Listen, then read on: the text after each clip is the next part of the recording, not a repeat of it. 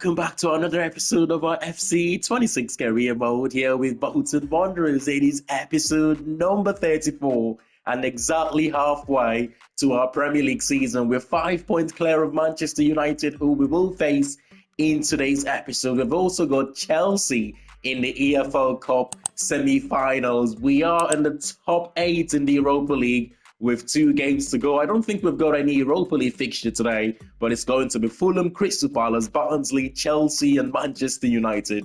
Those 2 teams, Chelsea and Manchester United. I know the Chelsea one is the Carabao Cup, but those are the only 2 teams that we have lost to this season, with the Chelsea one being at the start of the season and Manchester United one most recent in the last episode. But we must be doing something right to get an offer from the German FA here, which of course we are not keen on doing any international management at the moment, so we will reject that. But without further ado, let's go straight into the game against Fulham here. Come on, the Trotters.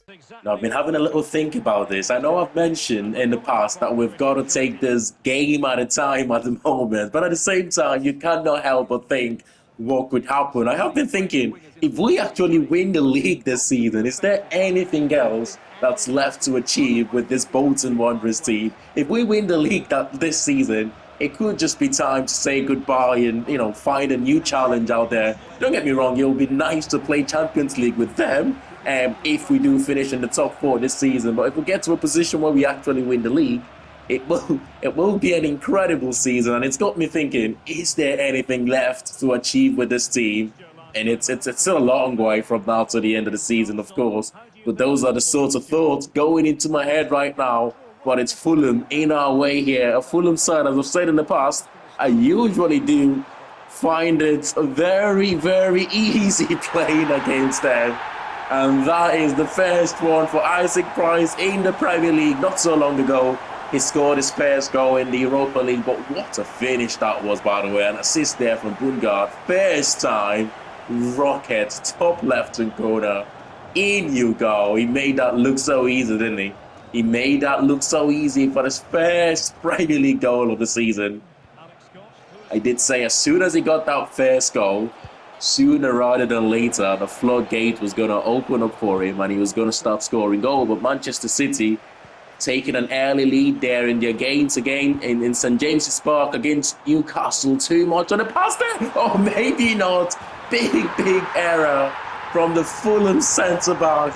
And Nelson Viper capitalizes on that and strikes again with his 11th of the season. I think he's now one off the top scorer at the moment. That is all about wanting to get there first, isn't it? Look at that. Pace, power, finishing. Never in doubt. His 11th goal of our Premier League season. And last season he scored 18 goals for us, right? Who is to say he's not going to break that this season? 19, 20 goals maybe. I'm fully expecting him to get about 20 goals this season. And so far, he's in a position to do that. Referee plays an advantage. Alex Iwobi, nice little skill from him there. And he finds the bottom right-hand corner, the Nigerian international, the former Arsenal and Everton man. It's more of a sentiment midfielder these days, isn't he? But rolling back the days there when he used to play out wide, lovely skill from him to take that one into his stride, into his stronger right foot. And it's just bent that one past the goalkeeper to pull one back here in the first half for Fulham. Yeah, the rest of the game has gone, to be honest, how I would like it to go. Isaac Price. Oh my goodness. You can see the confidence now. He's starting to score goals, isn't it? You can see the confidence of wanting to score more. But I don't know if this is good or bad news for us there. Chiesa coming in. I mean, you think about how well Alex Iwobi played in that first half of Fulham, which is why I was saying I wasn't quite sure if that was good or bad news. Oh, what a save! Because Chiesa is more of a goal scorer, isn't he? But Iwobi can create something out of nothing. Iwobi have scored against us, or Chiesa have scored against us in the past. Rasmus there replacing Omega. Come on, we've got to hang on here, haven't we? We have got to hang on with 8 minutes to go. It's all about the away team right now. Bayuku, fantastic defensive header there on the far post. Morgan is going to drive us forward. Waiting for the right time. Delaying the pass is going to play in. Nelson Viper now, who strikes for his 12th Premier League goal of the season in 20 appearances. But Morgan had to get that timing perfect there. Now he waited and waited and waited for the right time to play the pass. And that was it. 3-1 victory for us. It felt like we were going to concede a late goal for Fulham to get the equaliser. But in you go on the break to get that third goal. And from there it was game over surely. But it's a fantastic victory for us in front of the home fans yet again. We are flying this season and we keep picking up as many points as possible. It is the 1st of January and the January transfer window is officially now open. Remember the name Fabrizio Romano have tweeted, Kirkpatrick, certainly one of the academy players that I want to give a first professional contract to and hopefully get him out on loan in this January transfer window. I actually don't know where we want to strengthen. I mean, you want to strengthen your team from a position of strength, which we are right now. We are top of the league. The plan was to bring in a right back when the January transfer window opens. But I tell you what, we have just given Swanson a new contract, and Bayuku has got 5 assists for us in the Premier League this season, and up there as one of the players with the most assists in the league this season. I don't see any reason why we should bring someone to start over him right now. I'm not exactly sure what to do with the squad in the January transfer window, but I'm sure if you can give me an idea or two in the comments, I'll certainly listen to it. We might just save the money that we have right now. If we can carry that over to the next season, that could be helpful. Or maybe we can strengthen the bench, or maybe strengthen one of the positions in the starting 11. But we will find out as the January transfer window progresses. We have also got a Youth Academy Scouts update to take a look at. But before we do, I want to give a few players from the academy their first professional contract here. Kirkpatrick, we talked about the Scottish goalkeeper, 63 rated right now, and we will certainly look to send him out on loan, 6'5". So he is a big lad at 17 years of age. He might still grow, he might still keep on growing, but we will promote him to the senior team, and we will do exactly the same here for the right back, Ryan Perrier, who is a French right back, 62 rated at the moment, can also play as a centre back, but the fact he's 5'7", I don't see that happening. But we will give him his first senior deal as well. 2 more players that I want to do the same for. One of those is the centre defensive midfielder from Uruguay, Marcelo Castillo, who has got a little bit of pace about him. He can move around. I would like him to get a bit quicker though for the CDM. Our CDMs tend to, I mean, it doesn't have to be the quickest, but enough pace to be able to cover ground for us. But we will give him a first professional contract here. And again, we will look to send him out on loan. And the final one will be Wilson Campos. Again, the Brazilian. We will try and send him out on loan if we can. Some okay physical attributes there. Technically, he's looking a bit better than the rest of those players we have promoted at the moment. He's only going to get better. Centre attacking midfielder. He can also play as a striker. We will give him his first professional contract. And now for our Youth Academy scouting update, starting in Japan, where we are scouting for centre midfielders, centre defensive midfielders, right and left midfielders. We're looking for someone who is a box-to-box midfielder, ideally, who's quite tenacious. But there's no luck here in Japan for the first month, so we will get rid of all of those players. And up next is Norway, where we're scouting for strikers. The next Erling Haaland, potentially. I mean, 5'9" is not the tallest of strikers in the world, as we're looking for that target man, to be precise. But I tell you what, we will continue scouting Christiansen here. His potential looks good. The rest of them, we will get rid of them here in Norway. Finally, here in Nigeria, where we're scouting for defenders, right back, left backs, and centre backs. Although Corey, he's not a defender, but I don't think he's going to make it into the academy. Fodio's got a good start at 11. Again, a white player when we're scouting for defenders. But look at this. Andrew Aliu, right back, centre back, is 16 years of age. Look at that potential. Is insane. The starting overall looks quite good. We will, of course, give him a scholarship deal here. Anyone else? Daniel Apabio also has got okay potential. Bankole, oh my goodness. The lower end of his potential improved slightly. We could have a player in our hands there, Prince Bankole. We will continue to scout him further. The rest of them in Nigeria, Fodio, we will continue to scout further as well and see what happens with him. So Fodio and Bankole, we will continue to scout. The rest of them, we will get rid of them here. And up next here for us is Crystal Palace at Selhurst Park. It's game number 21 in the Premier League. The last time we faced this Palace side, we put 5 goals past them in the Carabao Cup. I'm expecting a much difficult game here though, as they will be taking this one much more seriously, seeing that it's a league game. They've got Dean Henderson in goal, Inacio, one of the centre-back, Marcel Ruiz, Justin Devaney, and Jefferson Lemar in midfield. Strand Larsen starts up front for them though, as opposed to Jean-Philippe Mateta, who is on the bench. Forino makes a rare start for us in the Premier League for this one. It's of course the forward three of Bungard, Viper, and Wang Yudong getting the nod from the left-hand side, and that means Clayton Taylor drops to the bench for this one.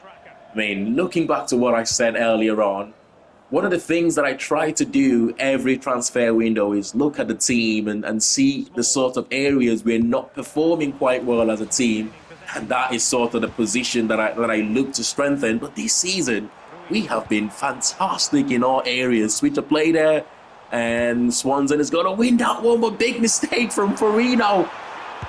Great opportunity there from Jeremy Pino with a Spaniard. Went for the near post.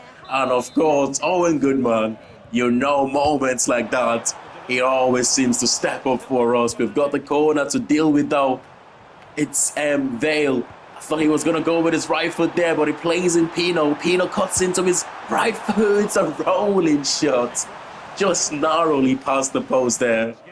Tell you what, Palace have been the better team in this opening 19 minutes. But back to the transfer window conversation. Defensively, we are by far the best team in the division this season. Going forward, we are also up there as one of the teams that have scored the most goals. I think we've scored the joint most goals at the moment with Arsenal in the Premier League, which is incredible from us, isn't it? And that's the reason it makes it so difficult to strengthen in the January transfer window. The plan was going to be to bring in a right back, but I didn't expect the Yuku to have the sort of season he's having here for us. Brennan Johnson, a beauty of a cross from Pino from the left-hand side, and it's crashed the bar.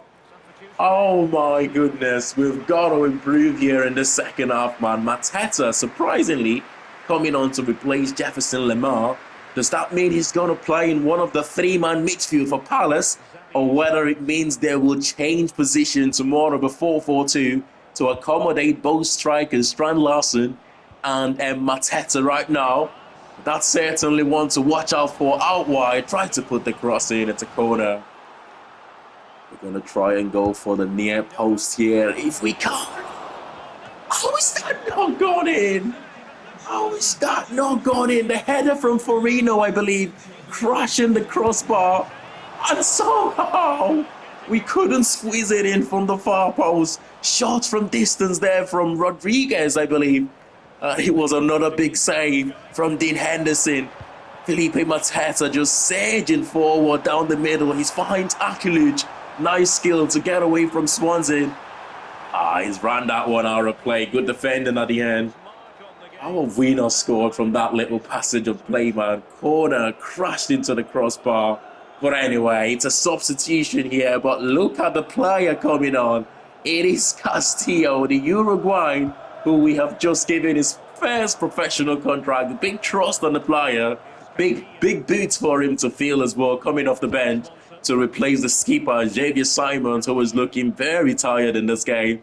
So far, I like what I can see from the young man. His touch is good, his close control is good, and he's kept things ticking there for us. But Yandel, the other second-half substitute, looking to create something out of nothing, but has been forced to go out wide. Back to Castillo. Castillo to Nelson Viper. Wait for the run of Castillo. He will give us the option. Oh my goodness, what a debut that would have been. Off the bench, big moment. He should certainly be doing a bit better there. But you don't expect much from your centre defensive midfielders in those sorts of positions.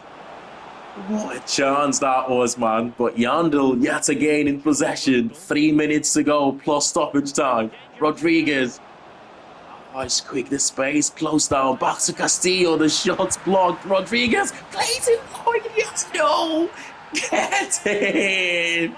Oh, my goodness. It feels so much better to score late goals. And when that late goal comes from one of your own, Lloyd Yandel, it feels even more special. The substitutions combining there, the shot from Castillo is blocked. Rodriguez plays in Yandel. Oh, what a finish that was. And we've ended up seeing the game out, a 1-0 victory for us against Crystal Palace. Much more competitive compared to the Carabao Cup game. I mean, first half it was all Palace, second half it was all ourselves, and we did manage to nick it at the last minute. What a win. And up next here is our first FA Cup game of the season, the third round of the FA Cup against Barnsley. On paper, you would think we should certainly be favourites for this one, but as we know, the game is not played on paper. You've got to take your chances when you get them. I saw very good things from Castillo in that game coming off the bench against Palace, and I thought, you know what, it might just be the best time to give him his first start here and then make a decision whether we want to send him out on loan for the remainder of the season. But he did look tidy in possession, he did look composed, and he had that ability to be able to go forward at times, as we saw a couple of times in that game. But this game will tell us a little bit more about him. And it's one of those games where when we have played the lower league sides, ever since we got promoted to the Premier League, I've found it so much easy to break these teams down, man. And Taylor there, Clayton Taylor, he's in a little bit of a bad spell of form right now, low in confidence perhaps. Normally, that is Clayton Taylor's bread and butter, and he should have scored that one for the first goal, to be honest, in the opening 5 minutes of the game. But Barnsley in possession lost. Castillo losing possession in a dangerous position. That is one of the things he needs to learn. This is no longer academy football. This is men's football. This is first team football. This is professional football. And it's got to be much better in those sorts of situations. But he's still very young. Oh, nice and beautiful there from Lloyd Yandel. It's only going to go out for a corner.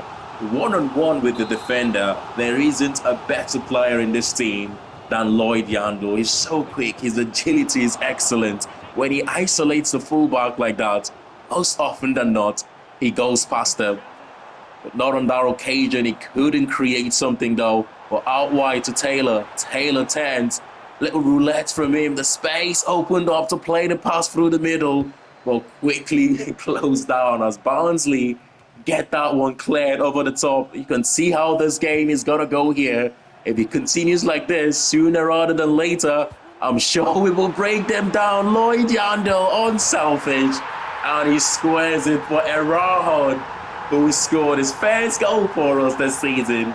And it's in the FA Cup in his first appearance. I mean, that's what you want from your box-to-box midfielders. Breaking the line, getting into positions like that to score a goal. Yeah, it's certainly been a very, very comfortable opening half an hour for us in this game. We could have scored 2-3 goals already. And this could well be the second. Lloyd Yandel trying to go for the far post. It is off target. Was it? It was Joel Randall and not Lloyd Yandel. But decent chance. Oh, if this game continues like this, we could well put 4-5 past this team tonight. Oh my goodness, Clayton Taylor. Again, you can see that lack of confidence in the player, man. He should be scoring goals like that. You know how much we all love Clayton Taylor and this team. To be fair, Lloyd Yandel there spared his blushes to tap home from close range for our second of the game. Over the top, yes, over the top. Perfect timing to Sam Dolby, who will make it 3 for us. And surely now, game over, 3-0 in front just before the end of the first half. That's 2 assists and a goal for Lloyd Yandel in this game, by the way. Incredible performance from the young man. And of course, Sam Dolby showing us he's still got the quality to score goals at this level. I'll be surprised if we don't score 4 or 5 goals in this game, man. This could well be our highest scoring game, our biggest victory for us. Some of the chances we have missed, though. We've had better chances in this game compared to the Palace game, which we did score 5 goals. Substitutions there earlier on from Barnsley, as we saw Abbott's coming on as the second half substitute, but switch of play there to Kelly. The cross block, Kelly's gonna try again. It plays in Jallo in the box, and guess who was there to tap that one home? Probably with his first touch of the game. It's Abbott, who has just come on in the second half. I'm having a nice and easy tap in there to pull one back. Oh, come on, Castillo. He's done some good things in this game, but at the same time, some of his touches have been a little bit too untidy. Some of the touches have been a little bit too heavy, and we've conceded a second. I don't think it's going to matter too much because it's just a few seconds to go now to the end of the game. But what was a fantastic performance from us in that first half. Not so much in the second half, but ultimately, it's just enough to see out the game and progress to the next rounds of the FA Cup. I tell you what, if this was a little bit of a better side, we might have been in a bit of trouble in that second half, man. We didn't take our chances to extend our lead, but we gave away some sloppy chances to almost allow them into the game. But it's a cup game. Ultimately, the most important thing is the win. And from one competition to another here, from the FA Cup against Barnsley to the first leg of the Carabao Cup semi-finals against Chelsea. I tell you what is crazy though, with the amount of games in the football world right now, players, pundits, managers, coaches complaining about the amount of games they have to play, to have the Carabao Cup semi-finals as a 2-leg tie is incredible. It needs to change. It needs to change. But whilst we're in it, we've got to enjoy it. Chelsea have gone strong there. Trent starting at right back. They've got Latvier and Caicedo as the 2 DMs. Cole Palmer in that number 10 position. And Liam Delap, who had a field day against us the last time we faced this Chelsea team, scoring a brace. Starts up front for the Blues. It's going to be a tough tie for us. I mean, if we manage to go past this tie and find ourselves in the finals, who is to say we cannot go on to win this competition? That's a nice underlapping run there from Thierry Small. Played it back to Rodriguez, who tried to pull the trigger, but quickly closed down here. Isaac Price, who's been in a good run of form for us lately, will put the cross from the corner and the near post has been dealt with. Oh my goodness, he just couldn't sort his feet there, quick enough. Oh, it's been a cagey first half here. We know we've learnt a lot from playing against Chelsea earlier this season. If you give them too much space, they're going to punish you. And I've tried as much as possible to close the gap between our defence, midfield, and our midfield to attack. It's been a much more compact performance here. We're having to do some defending here just before the end of the first half, though. Excellent defending from Isaac Toure.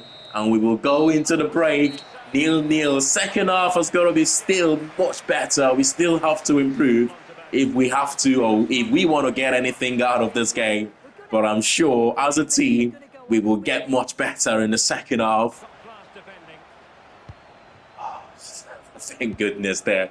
For a second, we were in a little bit of pressure, but we've played it out from the back nicely, and 2 passes later, Bungard finds himself running at the Chelsea backline. He finds Nelson Viper in the box, but the shot there was blocked by I think that was Levi Colwill. Oh, I'll tell you what, we have been much better in the second half, and certainly in terms of going the other way and trying to ask Chelsea 1 or 2 questions of our own. Oh my goodness, that is one of the first mistakes we have made in this game, not getting close enough there to Cole Palmer, and that that first touch pass there out of his feet to find Liam Delap has just done us there, hasn't he? We just didn't get close enough to Cole Palmer there, who we know is their danger man. I've tried all game to not let him do something like that. But on that occasion, we let ourselves down. Simons finds Price. Oh, we got the last kick of the game. 90 minutes of stoppage time, or 90 minutes of full time, and 1 minute of stoppage time.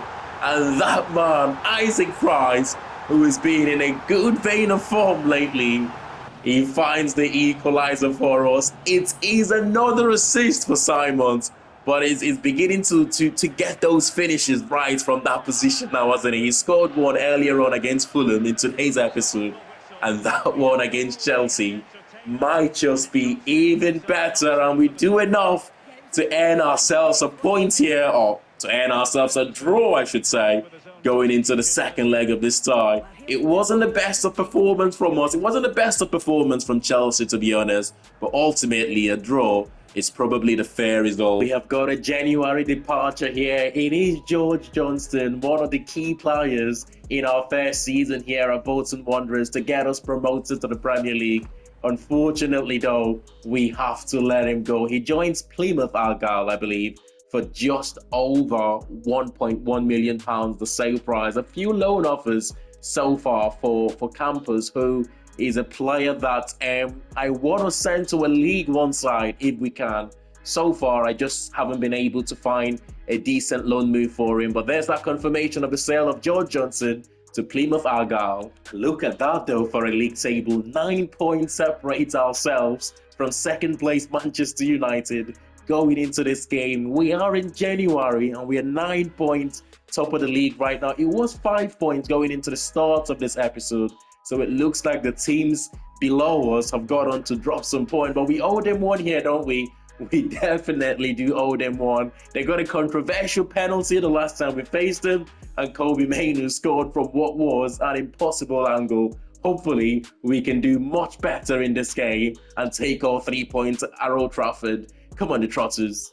You know, I think the biggest motivation for us going into this game at the Theatre of Dreams is to say to these players right now, you're 9 points clear of Manchester United. You've got a dream of finishing in the top 4 and playing Champions League next season. You've got a dream of possibly winning the Premier League, given your position right now. We're better to make that dream one step to reality as opposed to Old Trafford, the Theatre of Dreams. They've got Jacob Bryan starting at right back for them, which is a little bit of a surprise. It might make them very good at set piece, so we might avoid, giving them 1 or 2 opportunities from a corner here. But of course, it is a strong starting 11 for both teams going into this one. I've gone with Wang Yudong on that left-hand side as opposed to Clayton Taylor in this one. I mean, everyone knows Clayton Taylor is one of my favorite players in this team. But at the same time, you cannot help but admire the brilliance of Wang Yudong right now. And he's taking a claim to be our first choice starting left winger. Manchester United barking at us right now, but it's all bark and no bite as we win possession back. We know we're going to struggle. We know we've got to put it in the words of Ruben Amorim, we've got to suffer at times in this game. But we just have to make it count when we go the other way. Bayuku, oh, fantastic cross to the far post to make it 6 assists of the season. And if you're wondering why we started that man, Wang Yudong, on that left-hand side, well, that is your answer. Sometimes the gaffer knows better. What a cross, though, from Bayuku. Oh, my God. The volley, even better. Senny Lamens in goal for Manchester United. Had no chance. What a finish to give us the 1-0 advantage at Old Trafford and at the Theatre of Dreams. What a first half it's been, man. As I said earlier, it's been all bark and no bites from the home side. I'm quite happy for them to keep possession like this. Not on that occasion. We've lost it in a dangerous place. Afif finds Kobe Mainoo. Now to Sheshko. Sheshko turns his man. Charlie. Oh my God. Hughes have done well to stay with his man there. But still a fantastic chance for Manchester United in the box. It would only find a crossbar.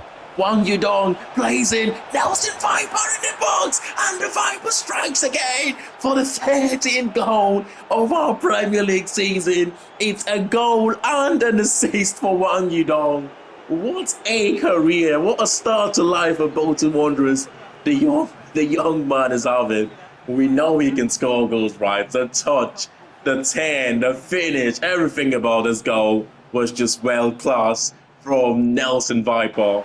And I was thinking earlier, right? How do we get Viper from a good striker to a world class striker? And I think I've said before, oh, what a save! I think what a save that was.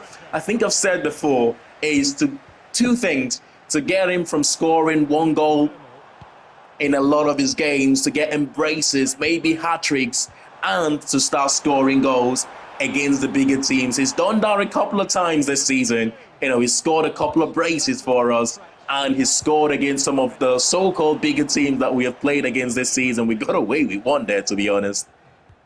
Oh, come on. 78-minute play. Bruno Fernandes dropping deep to get possession out wide to Patrick Dorgu. Hendrick returns the favor to Dorgu. Beyuku takes off wipes off his man there. It's going to be a yellow card for the right back, who's had a terrific game. He does everything so well, Beyuku. He's a good defender, even better going forward. When we signed him, one of the reasons I decided to go for him, I saw that attacking sort of attributes in him, and I thought, you know what? If we can improve on those defensive attributes of his, we could have a fantastic fullback here, and it's proving that to be so, which is one of the reasons I'm finding it difficult right now to bring a right back who is, say, better than him to start over him, because I think there's still a lot of growth in this team. Oh, Benjamin Šeško almost took off the nets there.